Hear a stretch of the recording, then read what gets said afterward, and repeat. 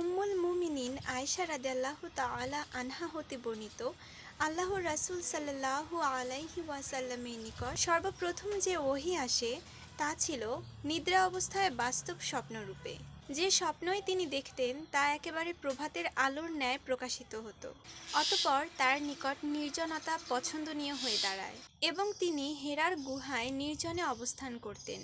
আপন পরিবারের নিকট ফিরে এসে কিছু খাদ্য সামগ্রী সঙ্গে নিয়ে যাওয়ার পূর্বে এভাবে সেখানে তিনি এক নাগারে বেশ কয়েকদিন ইবাদতে মগ্ন থাকতেন। অতঃপর খাদিজা রাদিয়াল্লাহু তাআলা আনহার নিকট ফিরে এসে আবার একই সময়ের জন্য কিছু খাদ্যদ্রব্য নিয়ে যেতেন। এভাবে হীরা গুহায় অবস্থানকালে তার নিকট ওহী আসলো। তার নিকট ফেরেশতা এসে বলল, পাঠ করুন। আল্লাহর রাসূল সাল্লাল্লাহু আলাইহি ওয়াসাল্লাম বলেন, আমি বললাম, আমি পড়তে জানি না। রাসূলুল্লাহ বলেন, অতঃপর সে আমাকে জড়িয়ে ধরে এমনভাবে চাপ দিল যে আমার খুব কষ্ট হলো। অতঃপর সে আমাকে ছেড়ে দিয়ে বলল, পাঠ করুন। আমি বললাম, আমি তো পড়তে জানি না। সে দ্বিতীয়বার আমাকে জড়িয়ে ধরে এমনভাবে চাপ দিল যে আমার খুব কষ্ট হলো। অতঃপর সে আমাকে ছেড়ে দিয়ে বলল, পাঠ করুন। আমি উত্তর দিলাম, আমি তো পড়তে জানি না। আল্লাহর রাসূল বলেন, অতঃপর তৃতীয়বার তিনি আমাকে জড়িয়ে ধরে চাপ দিলেন। তারপর ছেড়ে দিয়ে বললেন, পাঠ করুন আপনার রবের নামে, যিনি সৃষ্টি করেছেন মানুষকে জমাট রক্তপিণ্ড থেকে। পাঠ করুন, আর আপনার রব অতিশয় দয়ালু। সূরা আলাক 1-3 আয়াত।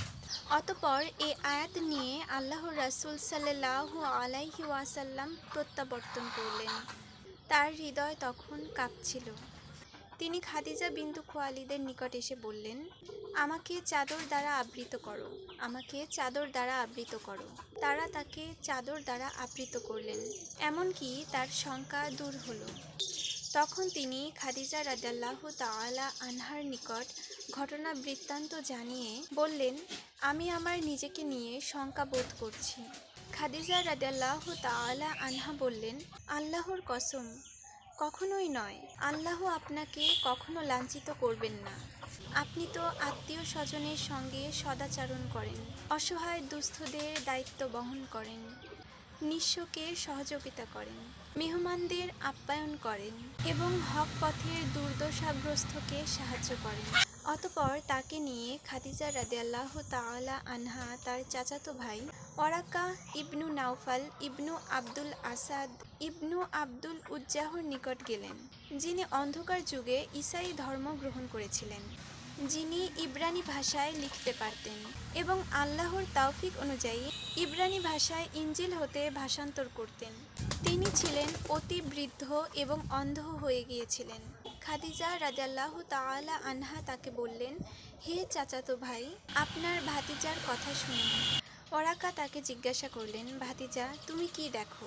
রাসূলুল্লাহ সাল্লাল্লাহু আলাইহি ওয়াসাল্লাম যা দেখেছিলেন সবই বর্ণনা করলেন।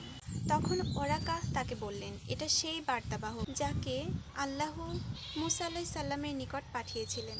আফসোস, আমি যদি সেদিন যুবক থাকতাম। আফসোস, আমি যদি সেদিন জীবিত থাকতাম, যেদিন তোমার কওম তোমাকে বহিষ্কার করবে। আল্লাহর রাসূল সাল্লাল্লাহু আলাইহি ওয়াসাল্লাম বললেন, তারা কি আমাকে বের করে দিবে? তিনি বললেন, হ্যাঁ, তুমি যা কিছু নিয়ে এসেছো, অনুরূপ কিছু যিনিই নিয়ে এসেছেন তার সঙ্গেই বৈরিতাপূর্ণ আচরণ করা হয়েছে। সেদিন যদি আমি থাকি তাহলে তোমাকে জোরালোভাবে সাহায্য করব। এর কিছুদিন পরে ওয়ারাকা আলাইহিস সালাম ইন্তেকাল করেন আর ওহীর বিরতি ঘটে। সহিহ মুসলিম।